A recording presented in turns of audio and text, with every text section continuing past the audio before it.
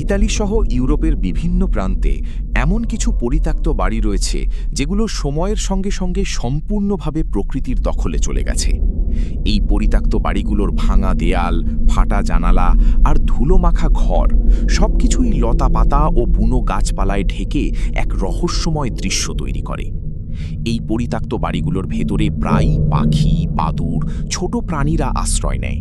ফলে একটি পরিত্যক্ত বাড়িও যেন নিঃশব্দ অথচ অদ্ভুতভাবে জীবন্ত হয়ে ওঠে। তবে এসব পরিত্যক্ত বাড়িকে ঘিরে মানুষের মধ্যে নানা ভয়ঙ্কর গল্পও প্রচলিত আছে। অনেকে বিশ্বাস করে কোনো পরিত্যক্ত বাড়িতে অশরীরী আত্মা বা জিনের উপস্থিতি রয়েছে। রাতের অন্ধকার, নীরবতা আর ভাঙাচোরা পরিবেশ মিলিয়ে ইতালির এই পরিত্যক্ত বাড়িগুলোতে এক ধরনের ভয়ঙ্কর ও রহস্যময় আবহ তৈরি হয়, যা একই সঙ্গে আকর্ষণীয় এবং শিহরণ জাগানো।